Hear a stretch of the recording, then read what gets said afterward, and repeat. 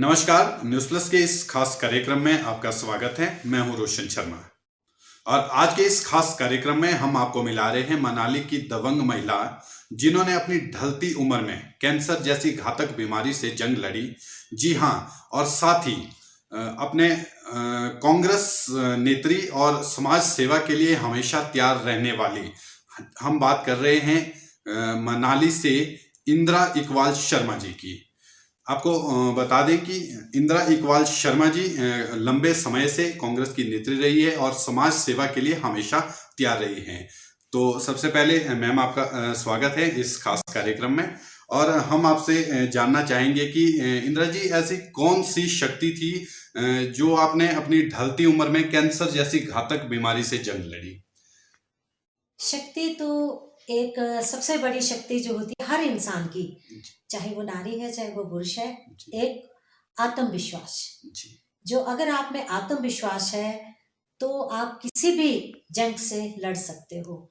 सबसे बड़ा जो हथियार है जिंदगी जीने के लिए मेरे हिसाब से आत्मविश्वास है, और उसी आत्मविश्वास के सहारे मैं इस जंग से लड़ पाई। जी। और जैसे कि राजनीति के क्षेत्र में आपका लंबा सफर रहा है, तो आप अब की राजनीति और तब की राजनीति में क्या अंतर देख रहे हैं? जी हाँ, कांग्रेस के सफर में हमने लगभग अपने उम्र के 40 वर्ष दिए। हम ग्रास रूट से चले, संगठन से चले, हम छतरी से नहीं आए थे। और आजकल जो है बहुत फर्क है राजनीति पहले से लेके अब। जो सफर है वो बहुत अलग है। आज ये है कि कुछ समय काम करते हैं बच्चे और बहुत आगे निकल जाते हैं। हमारे समय में जो होता था, बहुत पहले दरिया बिछाओ, झंडे उठाओ, नारे लगाओ, वो सब चलता था। लेकिन आज जो है वैसा नहीं है, और हम खुश हैं कि बच्चे बहुत अच्छा कर रहे हैं। आने वाली पीढ़ी हमारी बहुत अच्छा कर रही है, और हम चाहते हैं कि ये आगे आए और पार्टी को मजबूत करें। जी।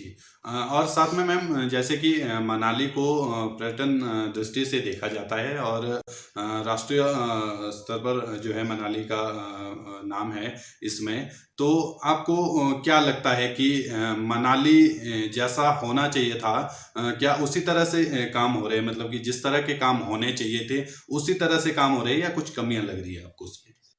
देखिए, मनाली में कमियां तो बहुत हैं।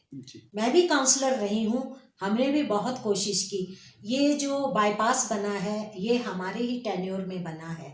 पहले माल रोड से ही बसेस और सब ट्रैफिक चलता था, तो ये बाईपास हमारे ही टेन्योर में बना है। हम ही लोगों ने ये डिसीजन लिया था। हालांकि हमारा बहुत विरोध हुआ था, बाजार वालों ने ही बहुत विरोध किया था। लोगों को लगता था कि इस बाहर से गाड़ियां जाने से उनका बिजनेस रुक जाएगा, लेकिन ऐसा नहीं हुआ। जबकि वो ज़्यादा बढ़ा, बहुत अच्छा हुआ, और आज के दिन में सब लोग इस चीज़ को अप्रिशिएट करते हैं कि ये माल रोड बनाया गया। लेकिन मनाली में जिस स्तर से मनाली का पर्यटन बढ़ रहा है, पहले की बात और थी, लेकिन अब हर साल जो है टूरिस्ट बढ़ता ही जा रहा है।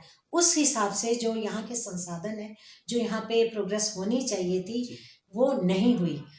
होटल्स में तो बड़ी प्रोग्रेस हो गई, होटल्स तो हर साल बढ़ते ही जा रहे हैं, लेकिन जो मूलभूत सुविधाएं होनी चाहिए थी वो नहीं है।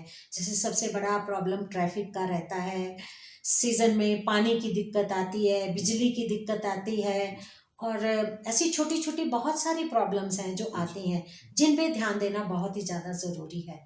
और अगर हम चाहते कि अपना जो मनाली है ये बहुत अच्छे नाम कमाए और बहुत ऊंचे लेवल तक जाए, तो हमें इन सब मूलभूत सुविधाओं के बारे में बहुत सोचना पड़ेगा। जी।